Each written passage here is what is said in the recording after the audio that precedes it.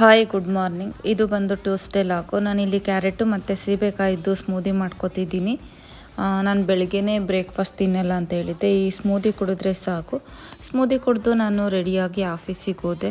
ಅದಾದಮೇಲೆ ಸ್ವಲ್ಪ ನಂದು ಅಜಿಯೋದು ಪಾರ್ಸೆಲ್ ಬಂದಿತ್ತು, ಅದನ್ನೆಲ್ಲ ಓಪನ್ ಮಾಡಿ ನೋಡ್ತಾ ಇದ್ದೀನಿ. ಕ್ವಾಲಿಟಿ ಪರವಾಗಿಲ್ಲ, ತುಂಬ ಚೆನ್ನಾಗಿತ್ತು. ಒನ್ ಪೀಸ್ ಡ್ರೆಸ್ಸು ಮತ್ತು ಕೆಲವೊಂದು ಟಾಪ್ ಅಷ್ಟೇ ನಾನು ಆರ್ಡ್ರ್ ಮಾಡಿದ್ದೆ. ನನಗೆ ತುಂಬಾ ಇಷ್ಟ ಆಯಿತು ಮೆಟೀರಿಯಲ್ಲು. ಇದು ಬಂದು ಜಾರ್ಜೆಟ್ಟು ಆ ಥರ ಇತ್ತು. ಸೊ ಫೈನಲಿ ನನಗೆ ಇಷ್ಟ ಆಯಿತು.